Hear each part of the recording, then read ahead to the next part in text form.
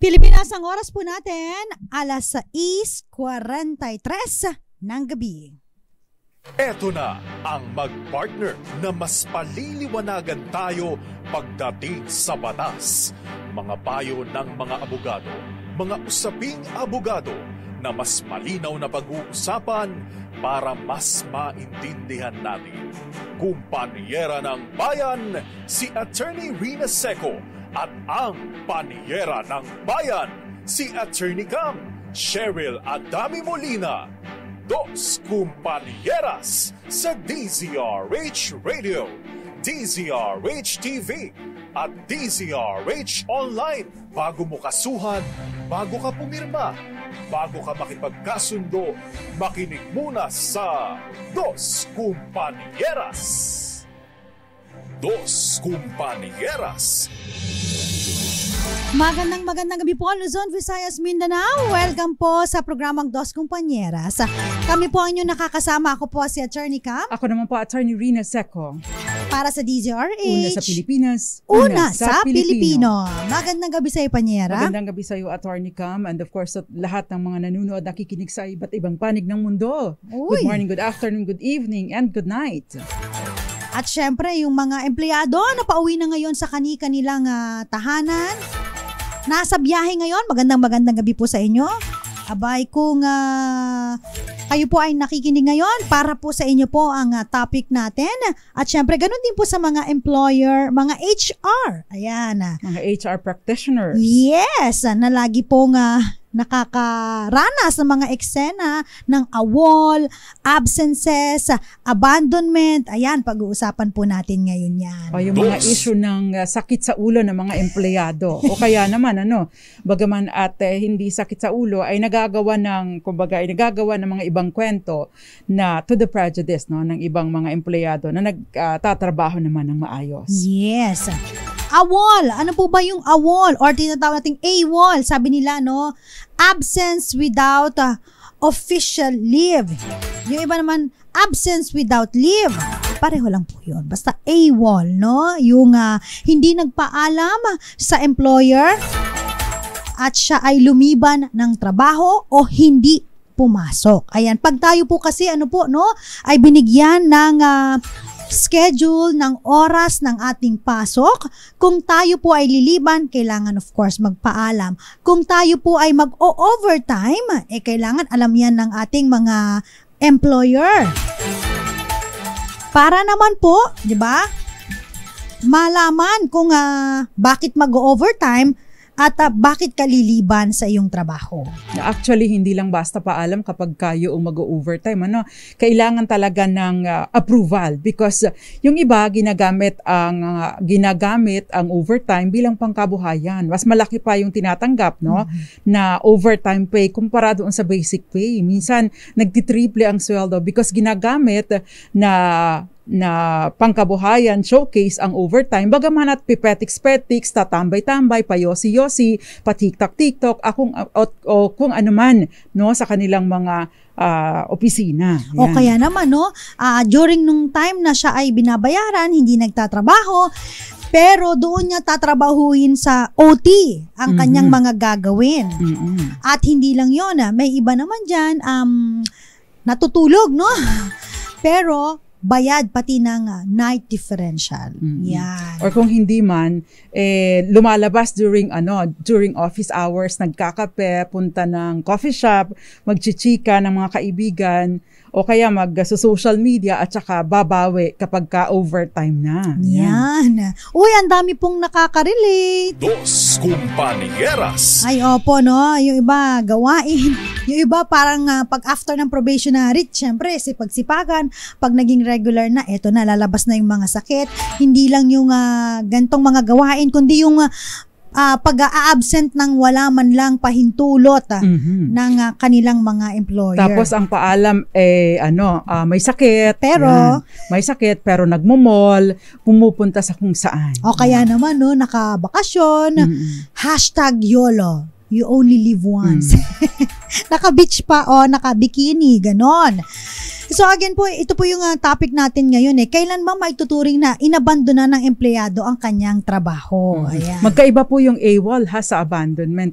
You will see the difference later as we go along. No? At syempre, itong mga ganito po na maaaring makahamper ng production o kaya po ng trabaho, maaaring maapektuhan ang pinansyal ng ating mga employer, tinitignan din po, no? Of course, yung company policy. Ano po ba ang nakalagay sa polisiya ng kumpanya kapag ikaw po ay nag-AWOL, nag-AWOL, o kaya naman po, ito na tinatawag, nag-abandona ng iyong trabaho. Dahil po, sabi po, no, ng ating batas, no, nakalagay po sa labor code na walang empleyado ang madidismiss sa trabaho except po no sa just and authorized causes na nakalagay po sa labor code at pagkatapos lamang po ng due process.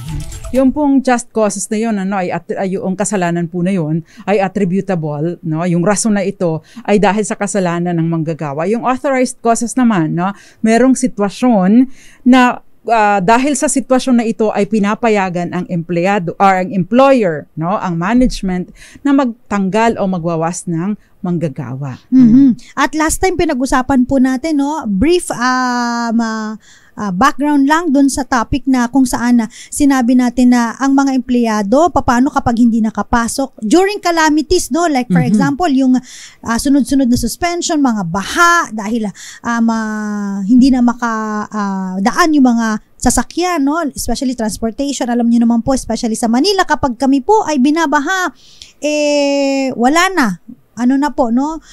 Marami na pong mga bus, mga sasakyan ang hindi na makatawid sa isang lugar at nagdudulot ito ng mahabang traffic at syempre hindi na nakakapasok ng mas maaga, no, yung mga empleyado natin.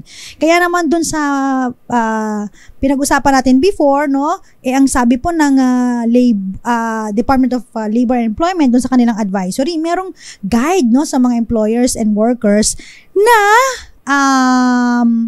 pagbabayad kung halimbawa po ay sila po ay or nagkaroon po ng suspension para naman po ma-ensure ang safety yung at saka yung health, no, ng ating mga empleyado during calamities. Yun. Napag-usapan na natin 'to, Panyara, di ba? Oo, dahil hindi naman pwedeng i-risk, no, ang buhay at kaligtasan ng ating mga gawa para na makapag-report sa opisina. Kaya may mga pagkakataon pinapayagan na mag-work from home. Kaya naman ang sinasabi ng management para dahil ito ay no work no pay, maari kang i-charge, no, maari itong i-charge doon sa iyong leave credit, no? So that may sweldo ka pa rin na tatanggapin. But no, kung ikaw ay ilang oras ay may ilang oras na trabaho, bagamat hindi mo nabuno yung 8 hours, makakatanggap ka pa rin ng complete or full na compensation for that day. Yes, kaya hindi ka pwedeng i-declare na AWOL o AWOL during the time na may mga ganitong mga calamities at nagsabi ka na hindi ka makakapasok dahil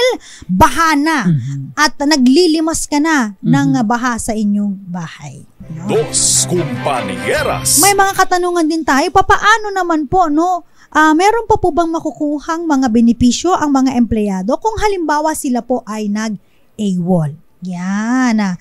Sasagutin natin yung mga iba pang katanungan. Pagbibigay pugay muna. Magandang gabi po sa mga nakatutok sa atin ngayong Thursday night. Ayan. Hello po kina Ivy Gutierrez, Mirna de la Cruz, Victorino Duran, Jerry Sumagaysay, Nenalyn Ano, Mama Jovita Papa Will, at si Tita Erlinda Mangoma. Magandang gabi din po Joshua Velasco at binabati din niya ang kanyang anak na si Mario Velasco, mga taga-Buwak, Marinduque.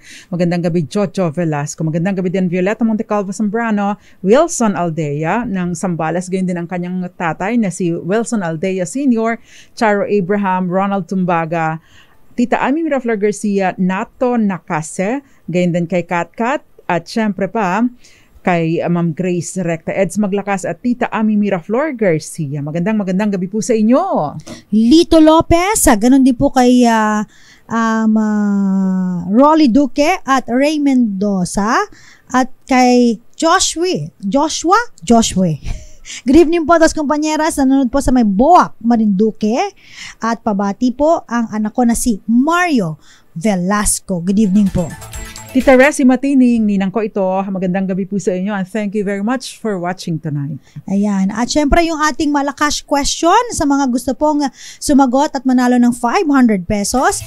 Sagutin naman po ang ating katanungan. Fill in the blanks. And po, ang pag-abandona o abandonment ng empleyado ay pagliban ng walang sapat na rason at may intensyon na putulin ang relasyon sa kanyang blank. Kanino kaya? Sagutin lamang po ito. Puntahan lang po ang DZRH Dos Kumpanyeras Facebook page. I-PM po kami at doon po kayo sumagot. Congratulations syempre sa mga nanalo pa nating mga iba pang mga listeners and of course yung mga viewers natin na laging sumasagot sa atin. Tuloy-tuloy lang po dahil ang ating pamimigay po ng papremyo ay tuloy-tuloy lang po. Dahil sa inyo po, gusto lang namin ipagmalaki na number 1 uli ang DZRH sa Kantar Survey, Metro and Mega Manila. Yay! Maraming salamat po sa ating mga kababayan na walang sawang sumusuporta sa DZRH at syempre sa Dos Kumpanyeras. Magbabalik po ang Dos Kumpanyeras. Ilan po munang mga paalala. Diyan lamang po kayo, nakakasama pa rin po ang mga panyera ng bayan. Ako po si Attorney Cam. Ako naman po, Attorney Rina Seco. At ito po ang Dos Kumpanyeras. Dos Compañeras.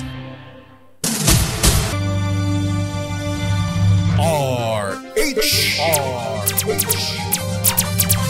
Dos Compañeras.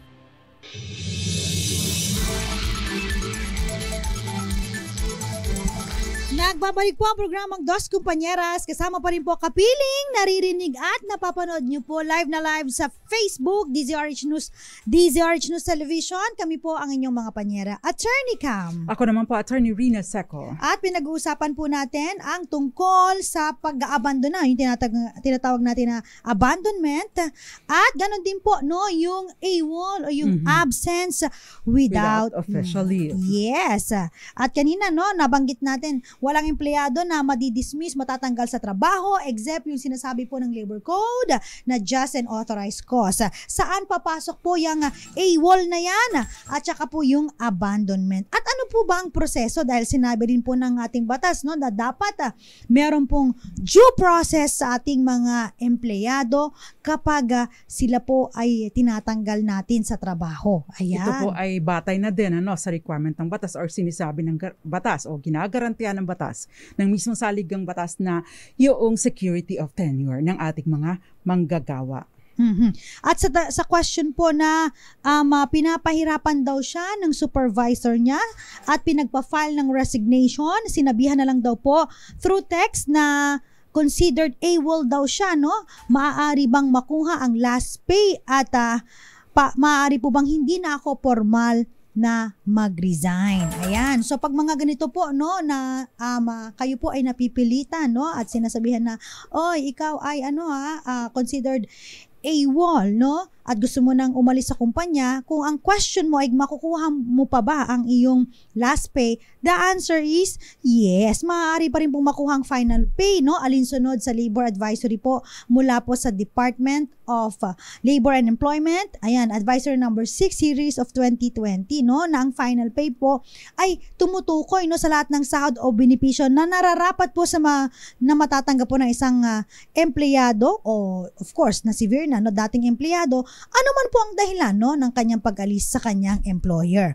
Pero as to yung pwede bang tawag dito, hindi ka na formal na mag-resign, minamandato po na kailangan mo pa rin pong mag-render ng 30-day notice kung talagang gusto mo nang umalis sa kumpanya, para naman po makapag-ready po ang employer ng maaaring papalit sa'yo, tsaka po maipasa mo sa susunod na papalit sa'yo na empleyado ang inyong mga obligasyon at gawain.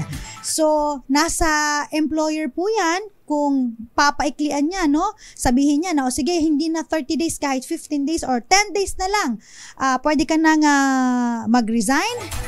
at makukuha mo na yung last pay mo, wala namang problema doon. Bahagi po ito ng management prerogative. But bakit kailangan mong mag-tender ng resignation? Unang-una, kapag ka po hindi ka nag-tender ng resignation, ang management ay maaaring mag-issue sa iyo ng memo na nagsasabi na ikaw ay AWOL, or later on, no, kapag ka ito ay na-issuean ka ng notice of AWOL, nag-issue pa ito ng notice to or return to work order, no? Kapag ka po nag-return to work order na ito, alam nyo na po ang kasunod. Ito ay susunod nito ay sisante ka na dahil, no, unang-una insubordination. Pangalawa, ito po ay maari po itong pumasok doon sa habitual neglect of duties. So, ibig pong sabihin, no, kung ikaw ay nasesante, ibang usapin po ito kumpara doon sa nag-resign ka. Kaya napakahalaga na mag-tender ka ng resignation at i-observe mo yung binabanggit ni Attorney Cam na 30-day notice, no, bago mag-take effect ang inyong resignation. Yes. At halimbawa naman po, no, kung gusto nyong, bakit may mga iba po na nagre-require ng clearance, no? Pag kayo po alis na, clearance sa ganito, ang daming clearance, no? Bakit? Kasi po kung halimbawa meron pong mga na-issue sa inyo na mga properties ng kumpanya, whether yan po ba ay laptop, o kaya po cellphone, o kaya kahit ano pang mga properties po, no? Including IDs. Because Yes. pagmamay-ari po ng kumpanya ang ID. So, kailangan nyo po itong ibalik. So, importante po na magkaroon kayo ng clearance. Ganon din po, no? Sometimes, sabihin, clearance sa accounting.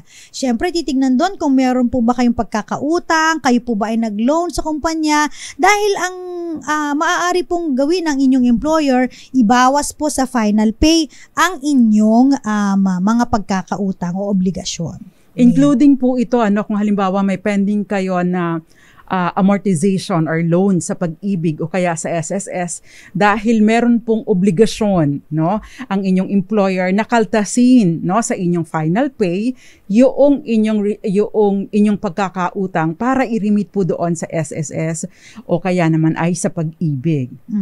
At syempre yung kaninang nabanggit natin, yung due process, lahat po talaga dumadaan dito, laging twin notice rule. Unang-una, syempre, isi-serve no written notice na isi-serve sa empleyado, specifying, nakalagay doon kung anong ground o grounds for termination. So, nakalagay, kunyari, abandonment o kaya AWOL, tapos habitual yung iyong pag-a-absent ng walang paalam, nakailang beses ka na tawag dito, violation ng company policy. So, ilalagay doon. Pero, again, i-afford, no, ang empleyado ng reasonable opportunity na mag-explain ng kanyang side.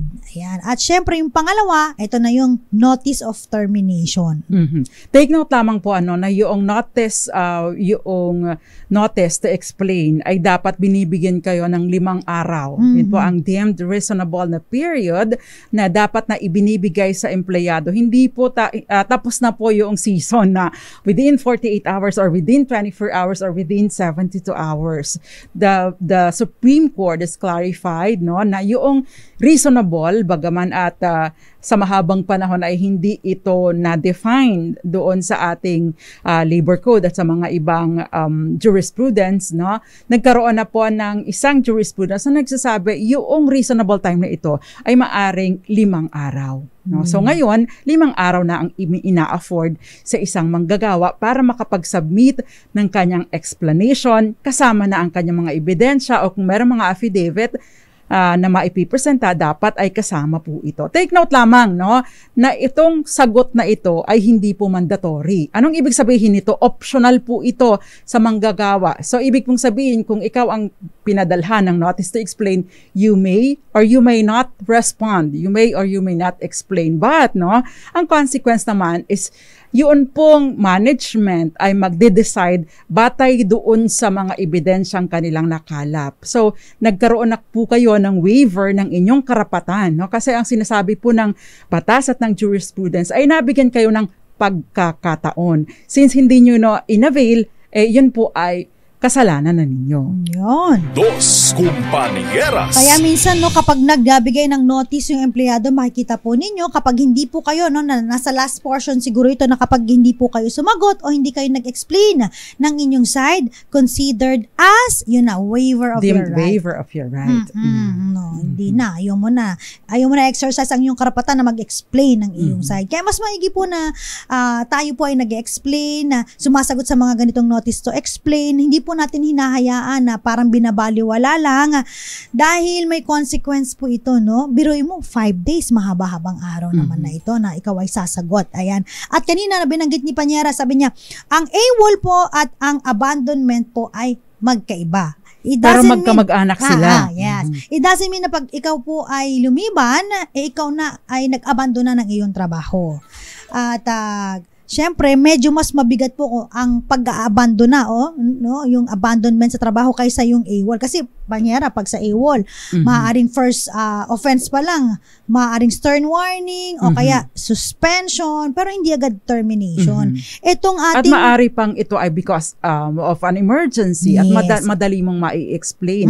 Unlike yung abandonment, yung abandonment po hindi enough yung 1-2 araw na pagliban. Yes. No? Doon dapat ma-establish na merong malinaw na intensyon itong manggagawa na hindi na bumalik no, sa kanyang trabaho. Unlike doon sa AWOL na nag-absent lang, maaring may valid na rason, maaring nagkasakit, maaring may emergency, we don't know, pero meron pa ring intensyon na bumalik sa trabaho. Yes, at hindi lang yun, no? Pag sinabi natin abandonment, deliberate and unjustified refusal of an employee to resume work. Ibig sabihin, pag nagsabi po yung empleyado, balik ka na sa trabaho, meron siyang sinabi na resume to work na, balik ka na. May return to work order. Return to work na, dito ka na, balik na. Tapos hindi ka pa rin po, sumunod. Talagang deliberate and unjustified. Sabi mo, wala, hindi na talaga ako babalik. So, ano na yung intention mo na putulin ng relasyon mo sa iyong employer? So, sa maari employer din po, itong pumasok, no? Maari din po itong pumasok doon sa insubordination o anong tawag doon, sa yung intentional na hindi pagsunod sa valid at legal order ng management. Dahil again, kung ikaw ay manggagawa, dapat pumapasok ka sa trabaho. Despite the return to work order, hindi ka pa rin nag-report, malinaw, no, na sinusuway mo no, ang kalooban, legal na kautusan ng management. Dos Compañeras. Ano po ba ang epekto kapag ikaw po ay laging nag-AWOL, no? Again po, meron kang negative employment record, no? Nagre-reflect po 'yan, no? Meron tayong tinatawag na 201 file, no, sa ating mga kumpanya, no? Lalo na sa mga HR, alam po ito. At doon nakalagay yung simula ng mga records mo pagpasok sa kumpanya, yung mga sinabit mo requirements, and then yung mga memo o kaya mga notice to explain, nakakabit po diyan na maaaring magdulot ng record sa iyong employment, and of course makaka-apekto ito sa iyong future opportunities, no? Halimbawa dahil dito sa mga absences mo, no, hindi ka laging kino-consider bilang isang supervisor ng kumpanya, 'di ba? At hindi lang 'yan, may mga legal consequence po 'yan. At syempre nandun na po 'yan, kasama na po yung pag halimbawa habitual, paulit-ulit ang yung AWOL, baka pumasok po ito of course doon sa just causes, no, yung gross and habitual neglect of duty. Kapag ka po kasi bagaman at hindi successive, I mean hindi successive yung pag-AWOL nyo, hindi like straight na absent ngayon, bukas at sa susunod na araw. Bagaman po at yung AWOL ninyo ay hindi sa ganong sitwasyon, kundi nag-AWOL kayo last month, the following month nag-AWOL na naman kayo, sumunod na naman ang month nag-AWOL kayo. Kapag ka po na-accumulate ito, kasi take note po, yung mga repeated na violations, especially umabot ito sa 3rd, 4th, 5th time, no? Ito po ay maari na maging basihan para sa pagtatanggal sa trabaho. Dos Compañeras. May question dito, sabi dito, mako-convert po ba yung VL ko kung nag-AWOL ako? Ano pong mako-convert po? Ibig sabihin, kung halimbawa nag-AWOL ka, automatic po ba na filed as VL, vacation leave yun, o kaya emergency leave? So, ang sagot po ay hindi. Again po, kapag kayo po ay VVL, vacation leave, o kaya even emergency leave, meron pong form na pinapapirma at again po, kailangan may approval po ng employer. Ayan. Yung emergency leave, pwede itong after the fact. Ibig sabihin, pagkatapos ninyong magliban, pagbalik ninyo sa trabaho, saka kayo nag-file ng emergency leave. Pero yung vacation leave, no? Meron pong nakaset na panuntunan ang kumpanya, maaring nire-require nila na 3-day notice, no? Kaya 1 week notice, because again, this is a vacation. So supposedly, hindi ito bigla ang lakad, ito ay planado, no? Kaya naman dapat ikaw bilang isang empleyado na mag-vacation leave, dapat ay nakapag-advance ka na pagpa-file or pagpapaalam sa iyong employer. Yun. Dos Compañeras. Another question dito, sabi, paano po yan? Ako po ay laging absent. So sabi po ng employer, mag-resign na lang po ako kaysa i-terminate pa po ako. Ang tanong ko po, kung ako po ay magre-resign at papapirmahin ako sa quit claims, valid po ba ito? Okay, ang quit claims po na tinatawag natin, no, ito po ay magiging valido lamang kung ito po ay voluntaryo ninyong pinirmahan at yung consideration po, no, of course yung amount na nakalagay doon ay reasonable at ang mga nakasaad po doon sa may kontrata ay hindi po against sa law, sa batas o kaya sa public policy. So, yun po. Reasonable yung amount na dapat, yung like it's a form of settlement po. Kapag ka po halimbawa merong threat na kayo ay tatanggalin at pinapamili kayo, sige, magre-resign ka ba dahil meron sapat na basihan, ibig pong sabihin nito, binibigyan ka ng pagkakataon na hindi madumihan ang record mo, because later on kapag ikaw ay nag-apply, no, at hiningan ka ng employment record, kaya ay hiningan ka ng, may mga declaration po kasi kapag ka ikay nag-a-apply, halimbawa before hiring, usually yan, record ng previous employment. So, anong ibig sabihin? Tatanungin po doon, ikaw ba ay natanggal na sa trabaho, no? Sa iyong previous na mga trabaho. So, kapag minsan nagsisinungaling, lalagay mo doon, no. When in fact, yes pala, dahil nasisante ka. Kung halimbawa po doon sa mga panuntunan ng kumpanya na yung pagsisinungaling o hindi pagdideclare ng pagkakatanggal sa trabaho ay ground for dismissal from work, no? Maari po itong maging batayan sa pagtatanggal sa trabaho. Kaya napakahalaga po na yung record ninyo ay malinis, maayos. So kung binigyan kayo, totoong may kasalanan kayo at talagang ground for dismissal from service, not termination, because termination baka i-terminate ka. Termination of work, no?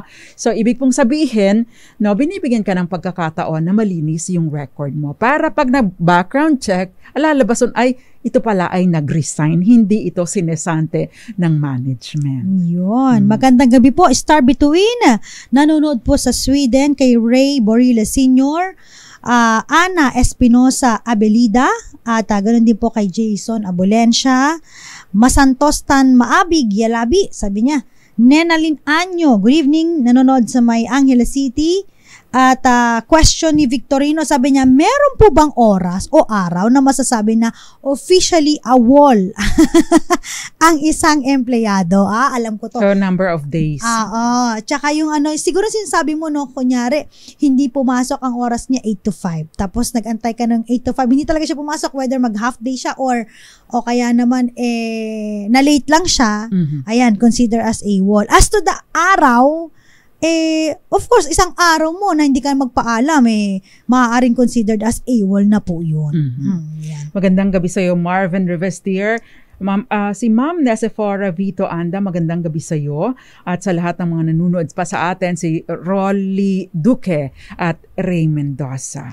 Michael Manalo, magandang gabi po. Dos Compañeras, stay safe always from Las Piñas. At ganun din po kay Su Yong, Lutzing, Lito Lopez.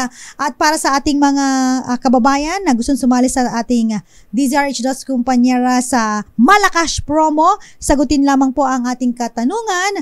Ang pag-abandona o abandonment ng empleyado ay pagliban na walang sapat na rason at may intention po na putulin ang relasyon sa kanyang blank. Kanino ba pinuputol ang relasyon, no, kapag ikaw ay nag-aabandona ng iyong trabaho. Yan po ang inyong sasagutin. Puntahan lamang po ang DZRH Dos Compañeras Facebook page. May pahabol ka pa dyan. Yes, happy birthday muna sa iyo, Tepi Loxin. Happy birthday sa iyo. Nasa Taiwan siya ngayon. Oy, so sarap. Enjoy your holiday. Happy birthday sa iyo. Kaya naman pala ito wala ngayon, hindi nakasama si Jensen. Ay, nako, Tefi, pasalubong namin. Masarap dyan ang sampaluk. Tama ba ako? Ang masarap dyan sa Taiwan. Ay, Taiwan pala. Akala ko Thailand. Nogat, milk tea, tsaka mga tsaa. Yan. Dos Compañeras. Babalik po ang Dos Compañeras. Ilan po munang paalala. Dyan lamang po kayo. Kasama pa rin po, Panyera ng Bayan. Ako po si Attorney Cam. Ako naman po, Attorney Rina Seco. Kami po ang Dos Compañeras. Oras po natin, 17 minuto makalipas ang 7:00 ng gabi. Dos Compañeras. Dos Compañeras, nakakasama, nakakapiling, napapanood, napapakinggan. Siyempre, dito lang sa DZRH, ako po si Attorney Cam. Ako naman po, Attorney Rina Seco. Pinag-uusapan pa rin po natin ang AWOL o kaya po pag-aabandona, no? Dun sa mga empleyado na palagi ang lumiliban sa trabaho na hindi nagpapaalam at ganun din po sa mga empleyado na parang nag-ghosting na, no? Ginost na yung kanilang mga employer. Ayan na, para po sa inyo to. At sa mga employer, ano ba ang dapat gawin na? Lalo na sa mga pasaway na mga empleyado na ganito. May question po dito, sabi niya, papaano naman po kung halimbawa ako po ay tinanggal sa trabaho dahil sa AWOL, pero ako naman po ay nakapagpaliwanag dahil emergency po ito. Tapos po, natanggap ko na lang ay notice of termination. So, ano po ang mga karapatan ko kung ako po ay tinanggal basta-basta. So again po, dun sa mga hindi po dumaan sa tamang proseso, yung due process na tinatawag natin, at mapapatunayan na ang pagtatanggal po sa inyo ay hindi makatarungan, no? At kapag kayo po ay nanalo, yung mga na-dismiss na empleyado, ang mga karapatan nyo po, again po, may reinstate kayo without loss of seniority rights, no? Kung po yung mga benepisyo na na-afford sa inyo, bawal din po tanggapin. In lieu of reinstatement, kung ayaw nyo na pong magpa-reinstate o kaya bumalik sa inyong trabaho, kailangan po mabigyan kayo ng separation pay. At syempre, meron din full back wages, including yung mga allowances, yung other benefits, yung mga monetary equivalent from the time na yung compensation po ay natanggal sa inyo hanggang sa, of course, nung time ng reinstatement. At kung ito po ay ginawa ng inyong employer in bad faith, no, talagang gusto ka lang niyang tanggalin na walang dahilan, so maaari kayong o kaya kung may dahilan man siya, personal man o hindi, pwede po kayong makakuha ng danyos perwisyo.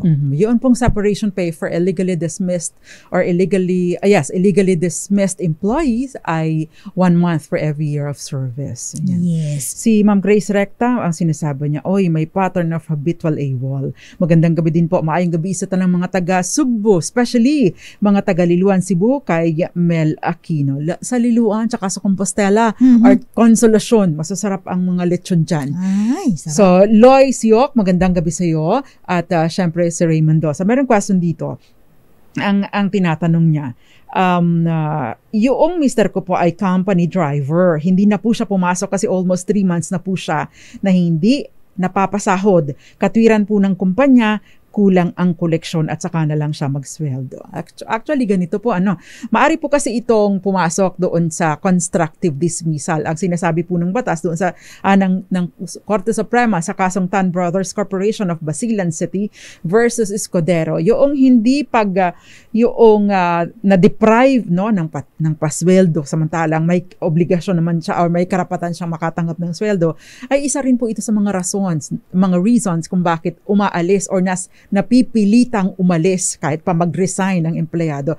And because of that, pwede po siyang pumasok doon sa tinatawag na constructive dismissal. Ito po, yung money claims, no, pwede po ninyo isampa, no, ikaso sa loob ng 3 taon mula sa hindi pagpapasweldo sa inyo. O kaya naman, kung papasok ito doon sa, kung gusto nyong idaan doon sa constructive or illegal dismissal, meron po kayong 4 na taon within which to file the case. Pero syempre, maganda po na as soon as possible ay maisampa po ninyo ito. Yan. Ito naman, thank you, Panyera. Dos Compañeras. Sabi to, attorney, what if po first time akong mag-AWOL? Ang reason ko po kasi, na-injured po ako during company sports fest. Hindi po ako nakapag-provide ng medical certificate, pero ako po ay may X-ray. Okay.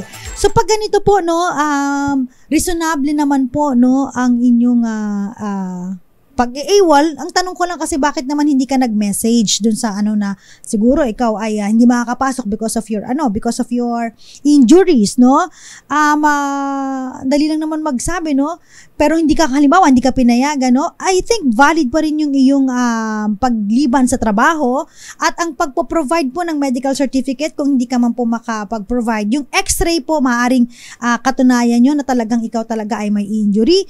At yung medical certificate, hindi naman po pwedeng like for example, hiniling andyan agad, pwede mo po yan ma-request sa iyong yung doctor. Physician. Yes, pwede yan. Wala pong problema dyan.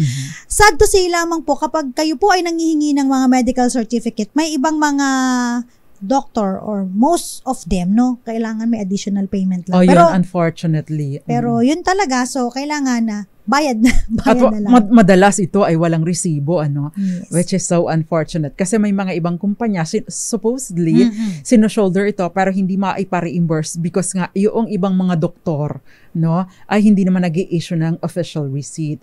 Sabi niya, paano po pag nag-retire ako, may utang pa raw po ako, no, sa SSS, kasi nag-message sa akin yung SSS na may balance pa ako from Bacoor, Cavite. Kayo po ba ay nag-loan, no? By the way, mas maganda po na na-check ninyo ang hulog ninyo sa SSS, yung mga movements and transactions, kasi may pagkakataon po in the past, no?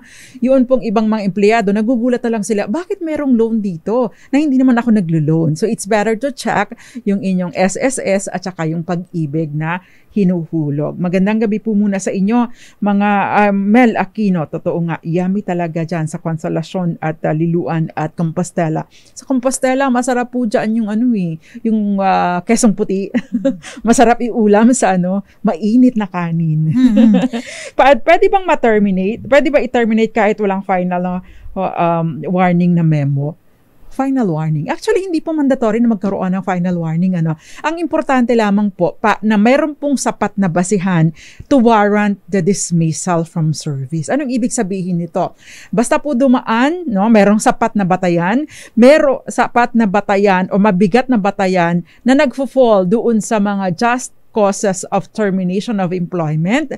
At the same time, dumaan ito sa legal na proseso, merong notice to explain, pagkatapos na-afford kayo noon, pagkatapos merong second notice, naging basehan ng kanilang desisyon, hindi po kailangan ng warning, no? What if ang kasalanan nyo ay so grave na, no? Hindi na po kailangan ng warning. Kung kahit pa first offense ito, kung talagang mabigat ang kasalanan ninyo, pwede pong diretsong termination from service. Yes. Sabi naman dito ni Albert, Attorney, tama po ba ang ginawa ng company ko na diniretso ako ng tanggal nang wala man lang suspension?